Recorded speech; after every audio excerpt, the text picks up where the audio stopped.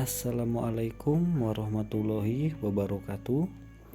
Sebelumnya perkenalkan, saya Wisnu Arifan Divangga dengan NPM 1931090222. Saya mahasiswa UIN Raden Intan Lampung, Prodi Sosiologi Agama, Fakultas Usuluddin dan Studi Agama-Agama.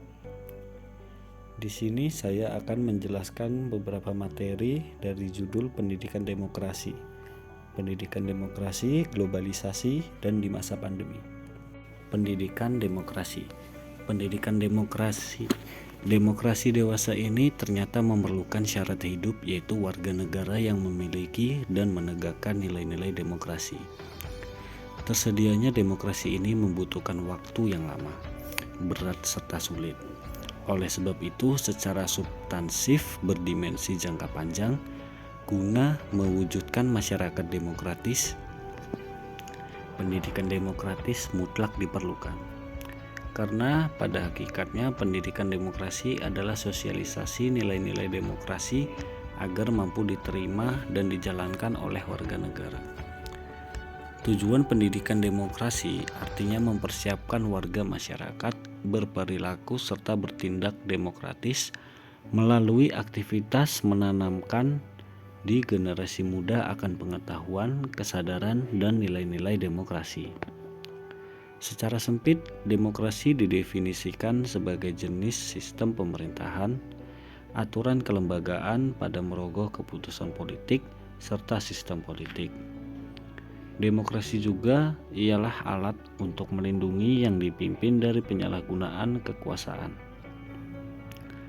Dalam pengertian luas, demokrasi dipahami menjadi cara hidup, mirip sikap toleran, kesediaan mendengar dan mendapatkan pendapat orang lain, menerima kolaborasi dengan cara yang adil.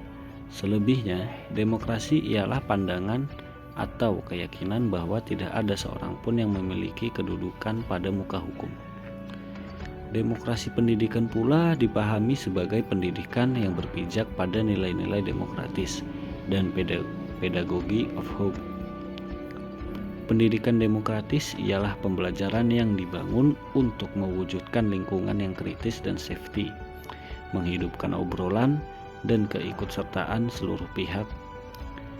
Pendidikan demokratis acap kali disepadankan dengan pendidikan inklusif yang dimanifestasikan melalui pembukaan akses pendidikan bermutu bagi setiap rakyat bangsa menggunakan latar belakang majemuk. Juga pendidikan demokratis merupakan proses serta lingkungan pembelajaran yang dibuat-buat memelihara kelangsungan kehidupan yang demokratis. Pengembangan sikap tanggung jawab dalam masyarakat, ketaatan terhadap perilaku etis, serta penanaman cara pandang luas atau dunia. Selain menjadi pembelajaran wacana proses demokratis pada pengelolaan pemerintahan, demokrasi pendidikan diwujudkan dalam sekolah atau pembelajaran demokratis.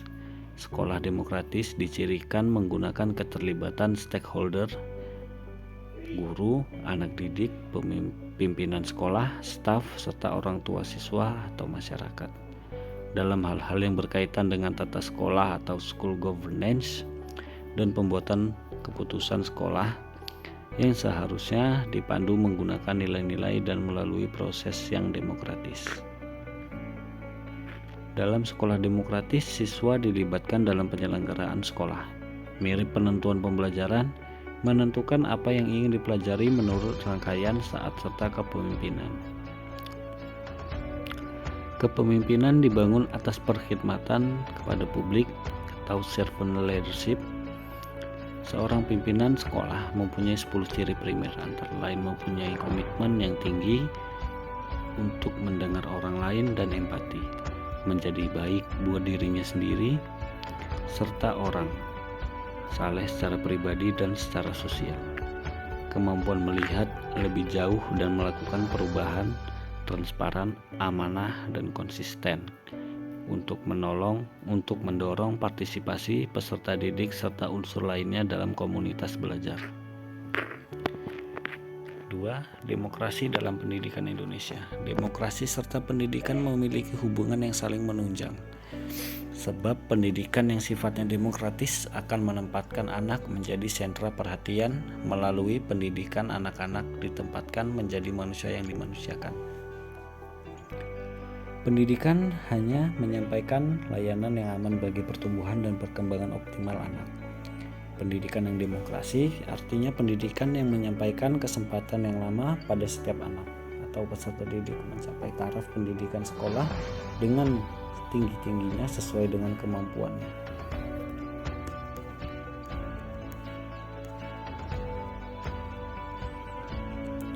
Ketiga, kontribusi pendidikan dalam demokrasi.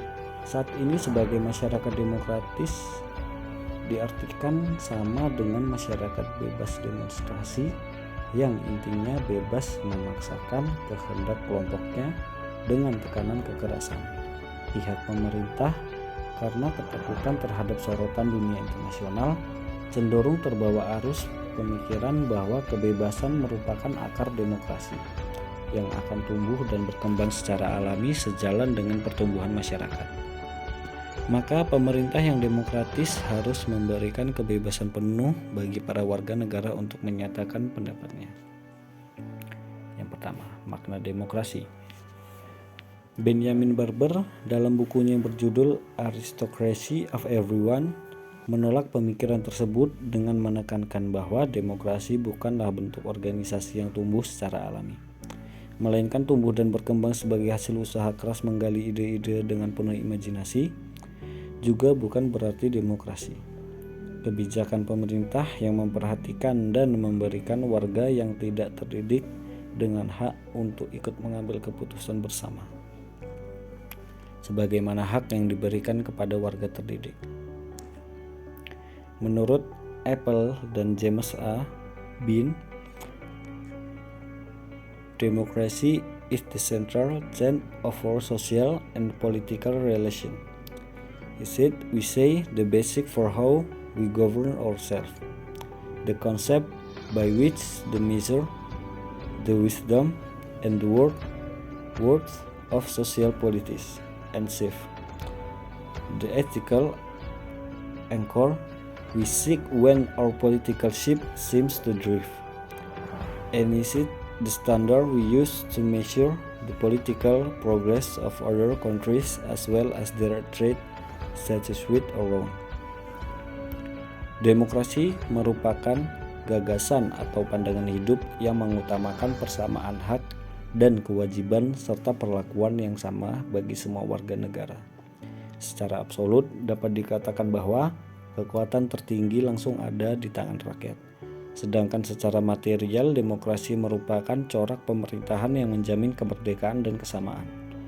Misalnya kemerdekaan berpikir dan mengemukakan pendapat, berapat dan berkumpul.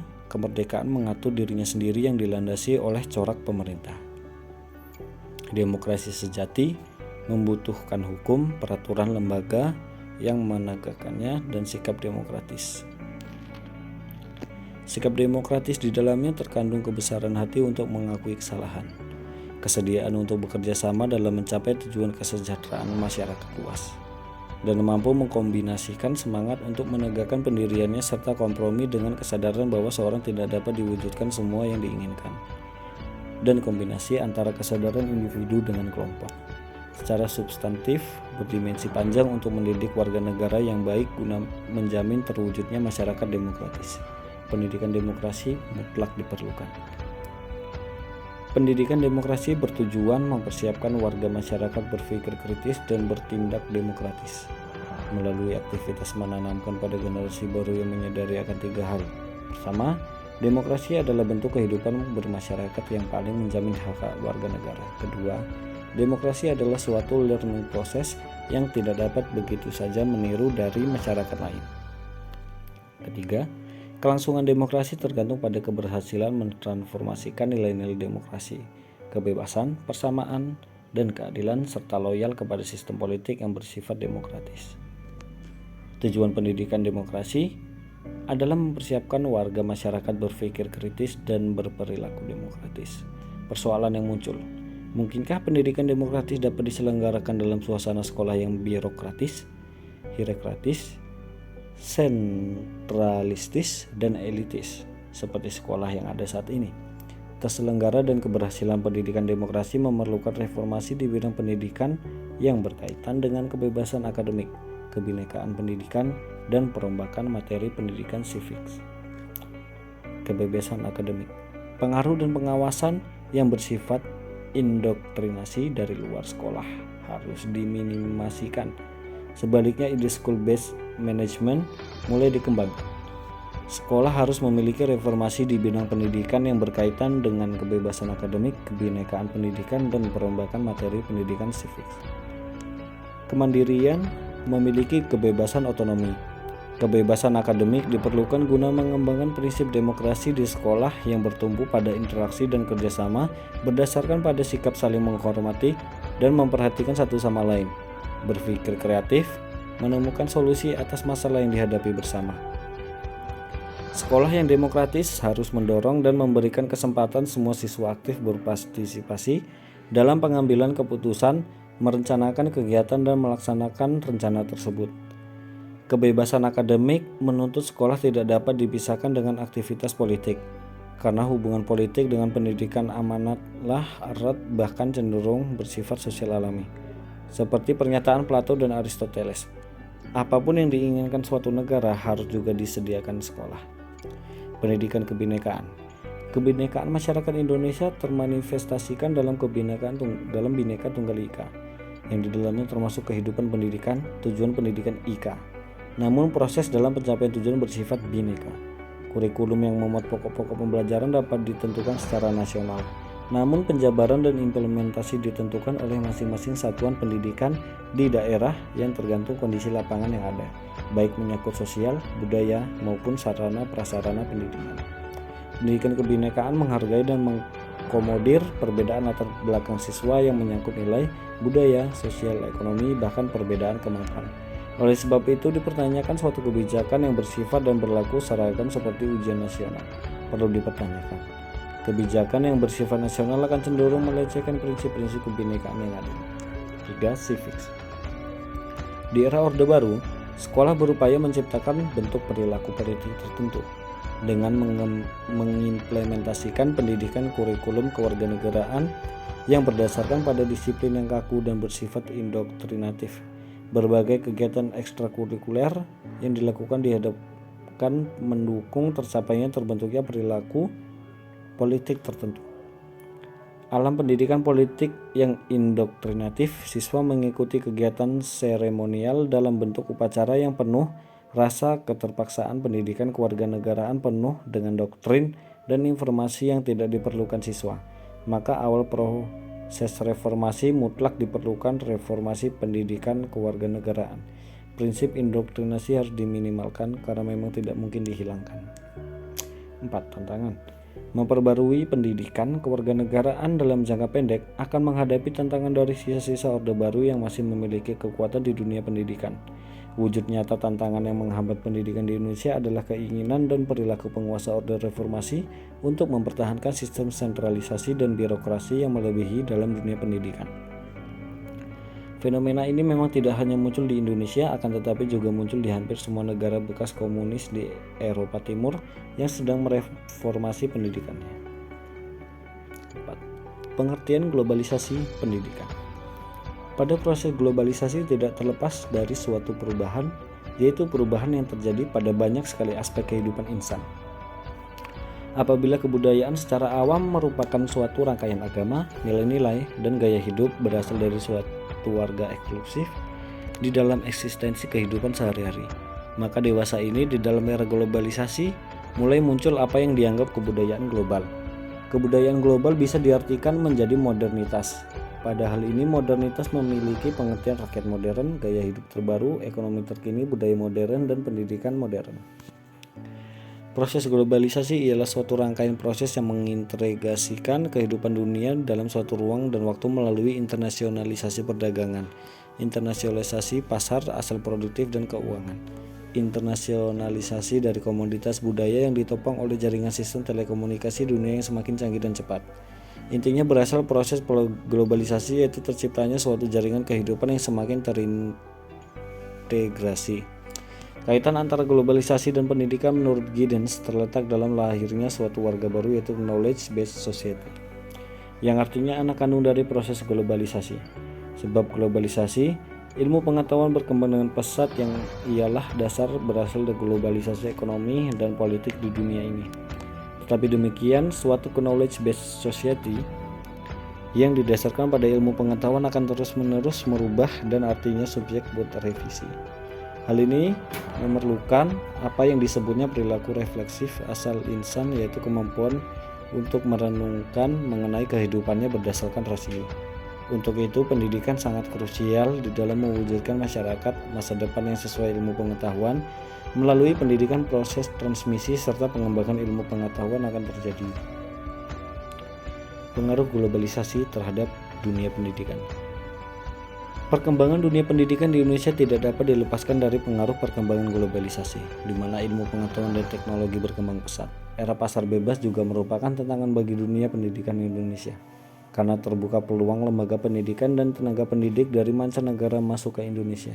Untuk menghadapi pasar global, maka kebijakan pendidikan nasional harus dapat meningkatkan mutu pendidikan, baik akademik maupun non-akademik, dan memperbaiki manajemen pendidikan agar lebih produktif dan efisien, serta memberikan akses seluas-luasnya bagi masyarakat untuk mendapatkan pendidikan.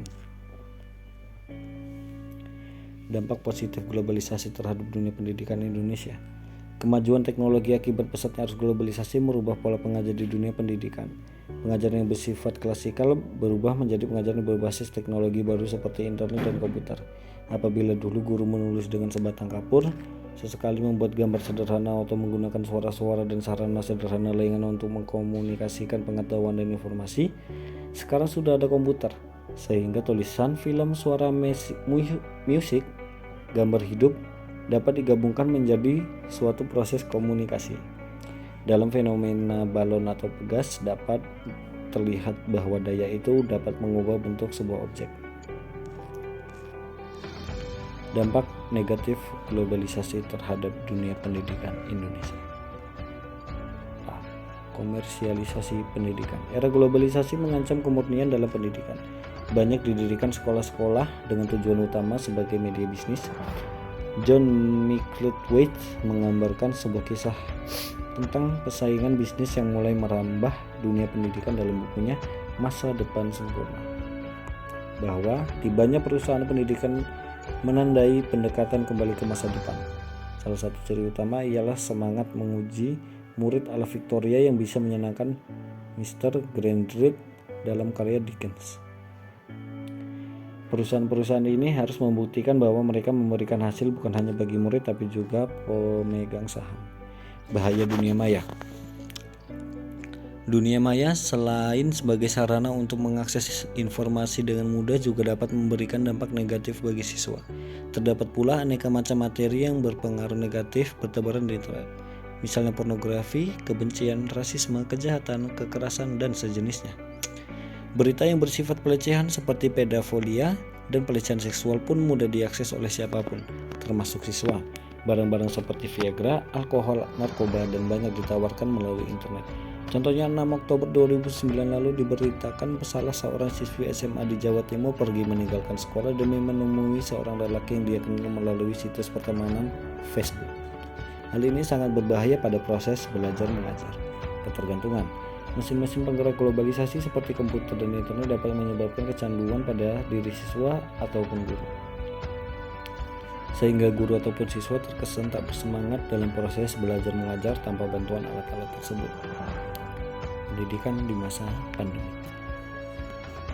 Terganggunya proses pembelajaran akibat wabah pandemi dapat menyebabkan terjadinya penurunan kualitas asal daya insan ke depan, baik pada aspek kognitif, afektif, dan konatif. Untuk itu dibutuhkan upaya asal banyak sekali pihak, terutama pemerintah, supaya proses pembelajaran bisa berjalan efektif sekalipun pada tengah pandemi COVID-19. Kiprah pemerintah sangat krusial pada menyampaikan kualitas pendidikan pada anak bangsa, sebab pendidikan adalah kunci asal keberhasilan sumber daya manusia di suatu negara. Di tangan anak-anaklah ke depannya kita mampu sebagai negara maju. Kiprah pemerintah di sini bagaimana bisa memberikan handphone ataupun laptop kepada anak-anak yang orang tuanya kurang bisa, yang kurang dana lebih untuk kebutuhan pokok sehari-hari, atas keluarga yang kurang bisa akibat dirumahkan, pemutusan hubungan kerja, pelaku UMKM yang mengalami keterpurukan, serta ketika ini pun nelayan bersedih karena harga ikan menurun, sementara tangkapan ikan pun menurun. Menyampaikan dana tersebut, pemerintah haruslah selektif supaya dana-dana tadi dapat tepat sasaran dan efektif sampai pada yang memang benar sahih memerlukan.